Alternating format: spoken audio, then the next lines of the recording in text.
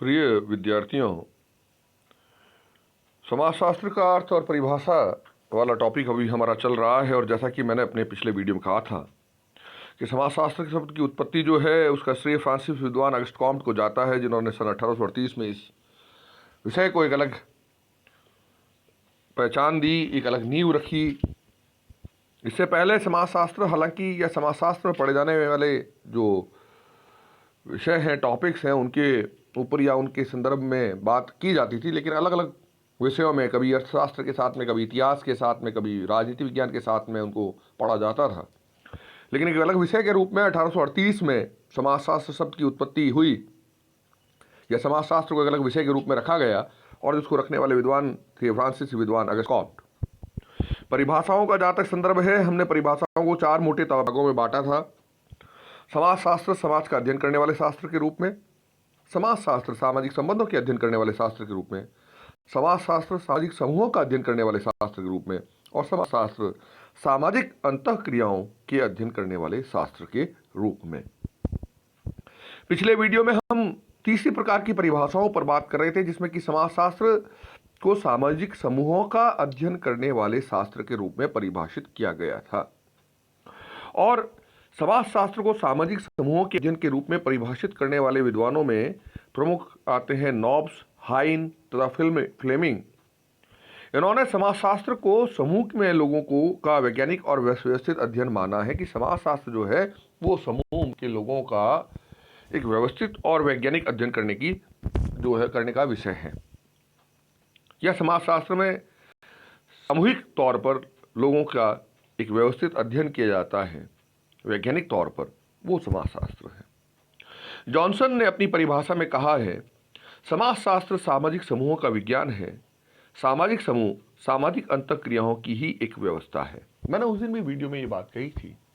समूह का मतलब केवल लोगों की भीड़ होना या लोगों का इकट्ठा होना नहीं होता है। जहां कहीं भी 2 या 2 से अधिक व्यक्ति इकट्ठा हो जाते हैं, वो एक समूह का रूप ले लेते हैं। ये व्यक्तियों पर लागू नहीं होता है। ये जानवरों पर, जीवों पर, अन्य जीवों पर लागू हो सकता है कि साहब जहां भी 2 या 2 से अधिक कोई व्यक्ति, या पेड़ हो गए, पत्थर हो गए, कुछ मिट्टी हो गई, या कुछ कैसा, वहां समूह है। मिट्टी का ढेर जैसे हो गया तो समूह है। 2 पेड़ हो गए तो सब पेड़ों का समूह है। वो संभव है। लेकिन व्यक्ति के लिए, विशेषकर सामाजिक व्यक्ति के संदर्भ में अगर हम इस बात को कहें, तो सामाजिक समूहों में व्यक्तियों के बीच में आपस में अंतःक्रिया होना बहुत अनिवार्य है। यदि उनके बीच में अंतःक्रिया नहीं हो रही है, व्यवस्थित एक क्रिया प्रतिक्रिया और वापस उनके आपस में अंतःक्रियाएं वो नहीं कर रहे हैं, तो वह जो है समूह का निर्माण नहीं करते हैं। वो केवल भीड़ का निर्माण करते हैं। वो केवल भीड़ का हिस्सा हो सकते हैं, भीड़ हो सकती है, समूह में नहीं आएगा। इसलिए जॉनसन ने कहा कि समाजशास्त्र सामाजिक समूह का विज्ञान, और सामाजिक समूह सामाजिक अंतःक्रियाओं की ही एक व्यवस्था है। जिस प्रकार से मैकाई और पेज ने कहा था कि समाज सामाजिक संबंधों का जाल है। एक व्यक्ति दूसरे व्यक्ति से साथ में किसी प्रकार की क्रिया करता है, अंतरक्रिया करता है। इस प्रकार से निरंतर अंतरक्रिया जो होती है, उससे एक संबंधों का निर्माण होता है। तो इन्हीं सामाजिक समूहों के निर्माण के माध्यम से, सामाजिक संबंधों के निर्माण से, सामाजिक अंतरक्रियाओं के माध्यम से समूह का निर्माण होता है। और ऐसे ही समूहों का अध्ययन करने वाला जो शास्त्र है, वह समाजशास्त्र के अंतर्गत आता है। व्यक्ति समूह में रहता है तथा उसकी विभिन्न गतिविधियों में भाग लेता है और अपनी आवश्यकताओं या लक्ष्यों की पूर्ति करता है। यहां पर बहुत स्पष्ट तौर पर मैंने ये लिखा है, आप इसको पढ़ सकते हैं, आपके सामने है स्क्रीन पे। व्यक्ति समूह में रहता है तथा उसकी विभिन्न गतिविधियों में भाग लेता है। समूह में रहकर उनकी विभिन्न गतिविधियों में भाग लेता है और अपनी आवश्यकताओं या लक्ष्यों की पूर्ति करता है। जो भी उसकी आवश्यकताएं, सामाजिक, मानसिक जो भी आवश्यकताएं हैं, उनकी आवश्यकताओं की वो पूर्ति करता है। वह परिवार समूह, नाते रिश्तेदारों के समूह, जाति समूह, खेलकूद के साथियों के समूह, पड़ोस समूह, विद्यालय समूह, व्यावसायिक समूह, धार्मिक समूह एवं राजनीतिक दल में भाग लेता है, और इन्हीं के माध्यम से उसका विकास होता है। यानी कि ये सारे के सारे, चाहे परिवार के रूप में, चाहे नाते रिश्तेदारों के रूप में, चाहे जाति के रूप में, चाहे खेलकूद के साथियों के रूप में, पड़ोस के रूप में, विद्यालय के रूप में, दफ्तर के रूप में, जहाँ वो नौकरी पेशा कर रहा है वहाँ पर उसके रूप में, धार्मिक समूह के रूप में, राजनीतिक रूप में, सांस्कृतिक रूप में, कहीं पर भी वो समूह में ही रहता है और समूहों के साथ में निरंतर अंतरक्रिया करते हुए अपनी तमाम आवश्यकताओं और लक्ष्यों की पूर्ति करता है। यही सामाजिक समूहों का अध्ययन करने वाला जो शास्त्र है वह समाजशास्त्र कहलाता है। चौथी और अंतिम जो परिभाषाओं को जिसको हमने विभक्त किया वो वही बात आई जिसकी जॉनसन के ने बात की कि सामाजिक अंतःक्रियाओं के माध्यम से वह सामाजिक समूहों का निर्माण करता है। तो चौथे प्रकार के विद्वान वो है जो सीधा यही बात करते हैं कि सामाजिक संबंध भी बन रहे हैं तो सामाजिक अंतःक्रिया हो रही है, यदि सामाजिक समूह भी है तो सामाजिक अंतःक्रिया हो रही है। तो इस रूप में और समाज का निर्माण ही अपने आप में सामाजिक संबंधों पर है तो सामाजिक अंतःक्रिया तो बेसिक हो गई, मूल हो गया। तो चौथे प्रकार के वो विद्वान हैं जो कहते हैं कि समाजशास्त्र सामाजिक अंतःक्रियाओं के अध्ययन के रूप में अपना काम करता है। गिलिन और गिलिन के अनुसार व्यापक अर्थ में समाजशास्त्र व्यक्तियों के एक दूसरे के संपर्क में आने के फलस्वरूप उत्पन्न होने वाली अंतःक्रियाओं का अध्ययन कहा जा सकता है। गिलिन और गिलिन कहते हैं, ये दो बंधु है इसलिए अलग से नाम रखा है गिलिन और गिलिन। वे कहते हैं कि व्यापक अर्थ में अगर देखें तो समाजशास्त्री व्यक्तियों के एक दूसरे जब वो संपर्क में आते हैं तो वह एक दूसरे के साथ में क्रिया प्रतिक्रिया करते हैं और यही क्रिया प्रतिक्रिया अंतःक्रिया कहलाती है। यदि वो सही मायने में हो रही है, सही सोच के साथ में हो रही है, सही आधार के आधार पर हो रही है तो वह यही क्रिया प्रतिक्रिया जो है वह अंतःक्रिया के अंतर्गत आती है। और इन्हीं सामाजिक अंतःक्रियाओं के निरंतर होने से सामाजिक संबंधों का निर्माण होता है और जब सामाजिक संबंधों का निर्माण होता है तो सामाजिक संबंधों के ऐसे जाल को हम समाज कहते हैं। तो मूल रूप से सामाजिक अंतःक्रियाओं का अध्ययन करने वाले शास्त्र को समाजशास्त्र कहते हैं। ये गिलिन और गिलिन कहना चाहते हैं। गिन्सबर्ग ने भी इसी प्रकार की परिभाषा दी है और वो कहते हैं कि समाजशास्त्र मानवीय अंतःक्रियाओं और अंतर संबंधों, उनकी दशाओं और परिणामों का अध्ययन है। इन्होंने थोड़ा विस्तृत कर दिया परिभाषा को। हम किसी भी एक परिभाषा को उठाकर देखें, उस विस्तार से उसका अगर हम विश्लेषण करें, उसका अगर हम अन्वेषण करें तो हमें पता चलेगा कि कितनी गहराई में समाजशास्त्र की विशेषताओं के बारे में, समाज की विशेषताओं के बारे में इन विद्वानों ने बात की है, चर्चा की है। समाजशास्त्र जो है वो मानवीय अंतःक्रिया और उन अंतःक्रियाओं के फलस्वरूप बनने वाले अंतर संबंध, उनकी दशाओं और परिणामों का अध्ययन है।